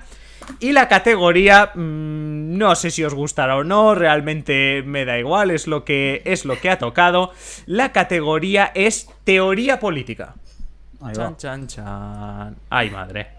Es bien, Dramita, es bien. Esto sí que es un drama. Oye, mañana empiezan las clases ahí en la Autónoma, en la Facultad de Políticas, así que bueno, esto de teoría política me va bien hasta repasarla a mí. Bueno. Alba, ¿estás preparada? Bueno, y en el chat, si estáis preparados. ¿Sí? ¿Calores? Bueno. ¿Calores? Pregunta, Alba. ¿Qué sistema o método se usa en las elecciones generales españolas para repartir los escaños? La fórmula DONT. Vamos a dejar unos segunditos a ver si opinan lo mismo que dices tú en el chat. Tú has dicho, perdona, vuélvelo a repetir. Fórmula DONT. La fórmula DON. También hay que decir en el chat que ahora podéis aprovechar y si os fiáis, copiaros de Alba y el primero que lo ponga y el segundo y el tercero, pues os vais a llevar puntos. Hay que decir que es correcto. La fórmula DON es correcto, así que de momento apuntamos 3 puntitos para Alba. No ha habido rebote en esta ocasión. Oye, pues muy bien, ¿no? Tantos calores que te habían entrado. Ya tienes 3 puntos. Claro, ya tienes 3 puntos. Ahora mismo sumarías 5 superando a Noelia, pero la mala noticia es que ahora le toca a Noelia, le toca responder a una pregunta. Noelia, ¿cómo se llama el recurso que cualquier ciudadano puede presentar ante el Tribunal Constitucional? Digo, ¿se ha congelado la imagen? No, está moviendo los ojos. No, estoy pensando. Procesando. Repito la pregunta también para el chat. ¿Cómo se llama el recurso que cualquier ciudadano puede presentar ante el Tribunal Constitucional? Me refiero de España, por supuesto. El recurso de inconstitucionalidad. El recurso de inconstitucionalidad. Pues va a haber rebote para Fran, que no sé si estaba atento a la pregunta, pero rebote para ti, Fran. ¿Cómo se llama el recurso que cualquier ciudadano puede presentar ante el Tribunal Constitucional? Amparo. ¿Eso es el nombre de alguien o...? Es el que recibe el recurso. Está Amparo ahí en la puerta y... Sí, ¿no? Bueno, más allá de la broma, correcto. Es el recurso de amparo. El recurso de inconstitucionalidad no lo presentan los ciudadanos. Nos referimos al recurso de amparo que puede presentar cualquier ciudadano, nacionalidad española o no, cuando ya ha agotado el resto de vías judiciales. Cuando ya ha ascendido en toda la escala judicial y aún así considera que se le ha vulnerado un derecho o libertad fundamental de la Constitución, presenta este recurso de amparo. Así que sumamos 2 puntitos para Fran. Fran, por supuesto, tienes ahora pregunta también para ti, que vamos a ver, espérate que la lea. Vale, pregunta, Fran. ¿Cómo se denomina... Anda, que yo también, si tengo que leer así. ¡Ay! ¿Cómo se denomina de quien no participa en asuntos públicos o no paga impuestos, pero se beneficia igualmente de ellos? ¿Qué nombre recibe esa persona que... Sí. ¿Cómo se denomina a la persona que no participa en los asuntos públicos o no paga impuestos, pero se beneficia igualmente de ellos? Y mira, te voy a dar una ventaja, y es la primera vez que tengo 2 respuestas, es decir, admito 2 respuestas. Puedes decirme una de las 2 y las admito. Estás subiendo el nivel, ¿eh? Samu, Cuando acabe Fran, cambiamos de categoría, no os preocupéis, cuando acabe Fran cambiamos de categoría. Claro, a ver, yo voy a decir abstencionista. Abstencionista va a decir Fran y va a haber rebote para Alba. Pues Alba no tiene ni idea. ¿Y no quiere decir nada, Alba? No. En el chat también se han quedado mudos, ¿eh? Es que cuidado, ya te has puesto en plan profe. Pobres alumnos. Bueno, perdona, es teoría política, ¿qué quieres que te cuente? Dicen por el chat Free Rider. Pues en tu mano está si te quieres fiar, o sea... No, yo paso palabra. No te quieres ni fiar, ¿no? Un listo también. Vale, pues mira, oye, mira, Daniel te da otra, que es ciudadano inactivo. No sé si quieres coger una de las 2 o pasas palabra. Paso palabra. Bueno, no, venga, ciudadano inactivo. Ciudadano inactivo, pues era lo mismo que pasar palabra, porque vamos a ir hasta Noelia. Noelia, ¿tú qué dices? A ver, es que yo no sé si copiarme o no, porque ahora me siento mal, o sea... Hombre, a ver, mira, te doy un consejo. De Daniel no te copies porque ya se ha copiado Alba y no la salió muy bien. De Daniel no me iba a copiar. De Daniel no te copies. A ver, Free Rider me quiere sonar. Yo iba a decir Parásito, pero... Bueno, tampoco hace falta insultar a nadie, ¿vale? O sea, calma. Pero sí, Free Rider me ha traído recuerdos de O sea, de tú vas a Ariadna y te vas a la facultad también, ¿no? Y dices Free Rider. Sí. Pues un puntito, es Free Rider. Admitía 2 respuestas. Toma, Ariadna. Os admitía 2 respuestas, o Free Rider o Polizonte. El polizonte es la figura del que se cuela en un barco. Sí, en un barco. Eso sí que me suena. Claro, ahora a toro pasado. Quedan muy atrás las clases de teoría política, ¿eh? Muy atrás. Bueno, yo las tengo muy cerca. Mañana las Ya. tengo muy cerca. Oye, a ver si, ¿sabéis esos profesores que le dicen a los alumnos que compren sus libros y demás? Yo libro no tengo, pero si convenzo a los alumnos de que nos vean los jueves y participen en el trivial y tal, ojo, también Verás, sería verás. interesante. Hombre, ojo, Ojo Es a eso, gratis, o sea que... Es gratis, no es excusa. totalmente Por eso. gratis. Y encima te puedes llevar premios. Porque como... Súbeles unas decinillas, que verás cómo nos ven. Claro. Está en tu mano. O sea, que nos vea la gente está en tu mano. Esto queda grabado y bueno, me puedo meter en un lío, así que yo no he dicho nada. Bueno, vamos a por la siguiente categoría. La siguiente categoría que ha tocado es curiosidades. Curiosidades que en algún momento han ocurrido en nuestra política española o internacional. Y que si me deja el Excel donde tengo las preguntas llegar hasta las curiosidades, sería la leche. Aquí. A ver, la primera pregunta te toca a ti, Alba. Y tanto a ti, Alba, como a los del chat os digo, si habéis estado atentos a nuestro Instagram, realmente esta pregunta es fácil. Porque ya la planteamos en su momento en el Instagram. Por tanto, Alba, curiosidad que te toca. ¿A quién se dirigía Mariano Rajoy cuando dijo aquello de mejor para mí el suyo beneficio político? ¿A quién se dirigía en ese momento? ¿No me das opciones? O sea, hombre, claro, venga. A No, ver, no te doy la del opciones. suyo beneficio político. Mejor para mí el suyo El suyo beneficio político. ¿A quién se estaba dirigiendo en ese momento Mariano Rajoy? No tengo ni idea.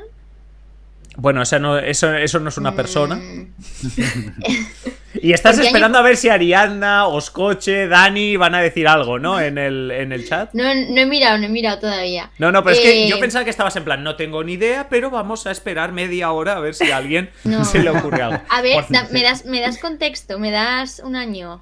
No, ¿Cuándo no fue te voy a esto? dar contexto, pero te voy a dar algo que te va a facilitar la vida a ti y a los del chat. Si decís algo y falláis, pues bueno, tampoco resta puntos. Entonces, contexto. Lo único que te voy a decir, que Mariano Rajoy lo dijo en el Congreso de los Diputados. Ya, Esto es ya, la sí me lo mayor, sé. la mayor pista que te voy a dar.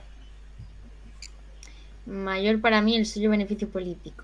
Mejor No sé. para mí el suyo beneficio político. Es que no sé. Yo en algún momento querré irme a cenar, también te digo, ¿eh? Perdón. No sé, Rufián. Gabriel Rufián, rebote en este caso para Noelia. Pues no lo sé, voy a decir Pedro Sánchez. Rebote para Fran, que se juega un puntito. Vamos a ver. Es que. Vamos a ver.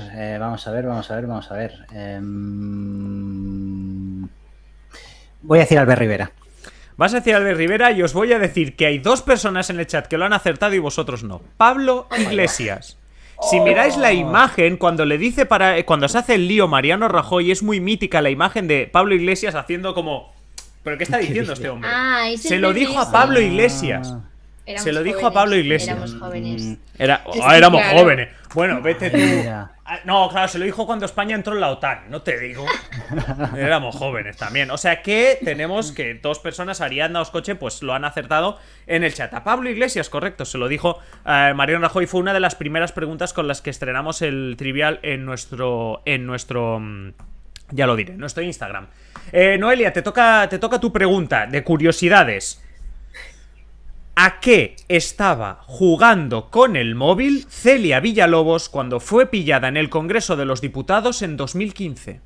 Al Candy Crush.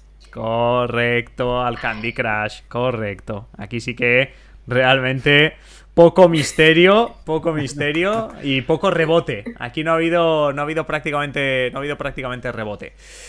Bueno, pues vamos a terminar nuestra última pregunta del trivial de esta semana. Y te toca a Fran, obviamente, el resto podéis tener rebote. Te toca a ti, Fran, obviamente a los del chat. Últimos puntos en juego. Fran, yo creo que es fácil esta también, ¿eh?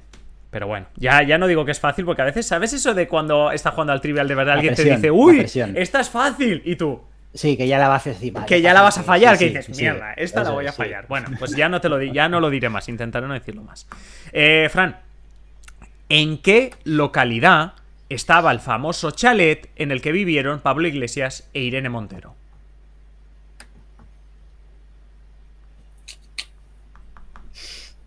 Localidad, urbanización. A ver, espérate. Sí, yo... Bueno, a ver, me voy a esperar hasta un tiempo determinado, sí. ¿vale? Hasta que se Un vayan tiempo todos los determinado. espectadores. Hasta que todos los espectadores se vayan, yo me espera. espero. El chalet... Hostia, me viene un pueblo, pero no... Yo tengo una amiga Voy a decir que tiene una Italia, casa no. en la misma calle. Voy a decir Pozuelo. ¿Vas a decir Pozuelo de Alarcón, intuyo? Y me voy a... sí, me voy a Bonito, equivocar. bonito municipio al que mandamos un saludo. Fran, no es Pozuelo, así que le toca a Alba. Galapagar. Ay, ¿Cómo te suena? Decir el chalet de Galapagar, ¿cómo te suena, Fran? ¿Te suena que ha acertado o a que no? Me suena 3 puntos, ¿eh? Me suena ¿Te triple. suena? No, Sí, dos sí. porque era rebote, Ah, no, pero dos, sí. es de dos. Correcto. Pues te suena bien porque será la respuesta era Galapagar. ¿Y qué decías, Noelia, de una amiga? ¿Qué decías? Que yo tengo una amiga que tiene una casa en la misma calle. O sea, esa pregunta me la sabía. Además la he puesto en pasado porque ese chalet, bueno, se pararon Pablo Iglesias y Irene Montero, ese chalet se vendió, estuve mirando los datos, tuvieron un pequeño beneficio al vender el chalet.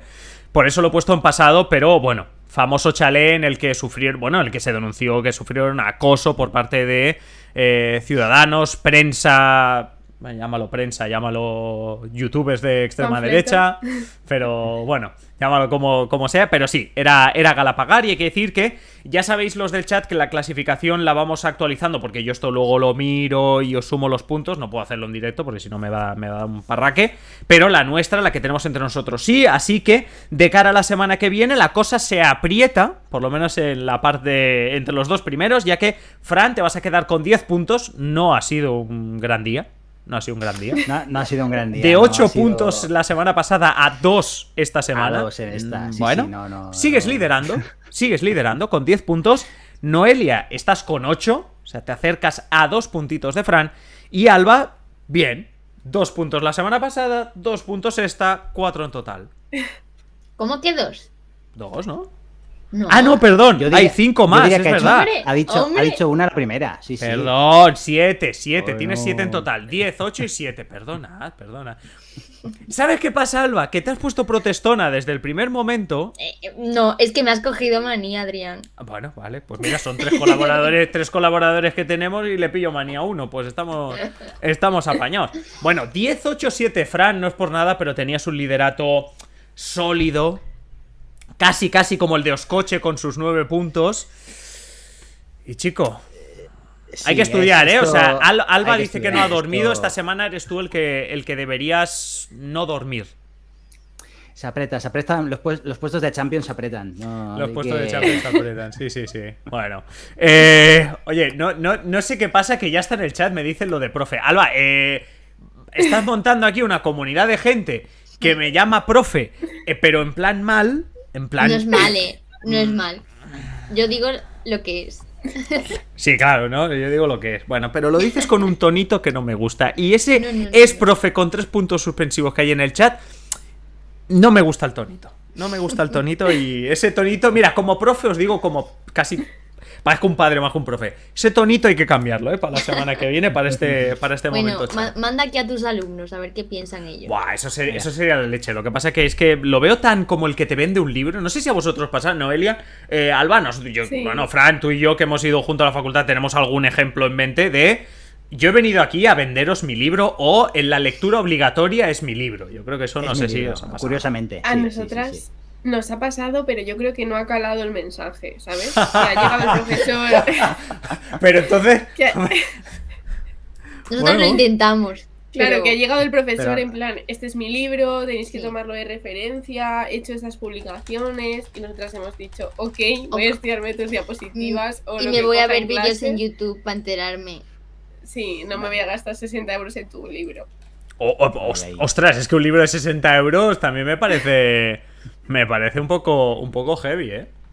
Por eso que yo creo que la oferta de te ofrezco un Twitch gratis Es que es mucho más maravilloso. rentable. Perfecto. Pues nada, yo lo Ojo, intento y cuidado. si me quedo sin trabajo, pues nada, necesitamos Mañana subs empiezas, ¿no? y Pues en la- donaciones. Sí, en mañana la empiezo. presentación ¿Sí? dices, ¿Quién "Me soy, llamo no? Adrián". ¿Quién soy yo? ¿Una diapo? twitch.tv/simplepolítica. Obviamente, véndelo.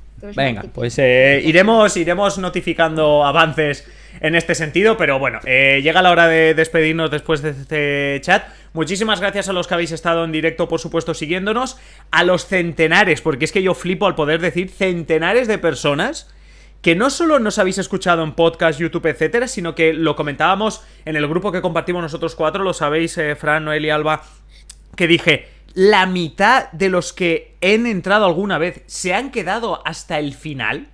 O sea, que eso me alucina, obviamente porque supongo que el Trivial anima, pero de verdad que muchísimas gracias también a vosotros. Y nada, el próximo jueves a las 8 de la tarde en directo, y si no a partir del sábado, tanto en YouTube como en podcast, nos volvemos a ver, por supuesto, Noelia, Fran, Alba, muchísimas gracias. La semana que viene espero teneros aquí. El tema de la semana que viene ya lo sabemos, elecciones en Italia. O sea, Alba, búscate los dramitas que quieras, pero el tema de la semana que viene es... Parece estupendísimo. Es más, el dramita de dentro de 2 semanas será la victoria de la extrema derecha, quién sabe. Meloni, el dramita de dentro de 2 semanas. Bueno, muchísimas gracias, Alba, Noelia, Fran, y nos vemos la semana que viene. Hasta luego. Que paséis buena semana. Chao, chao. Hasta luego a todos y nos vemos, como digo, el jueves de la semana que viene, o si nos escucháis en diferido, pues el próximo sábado. Hasta luego, adiós.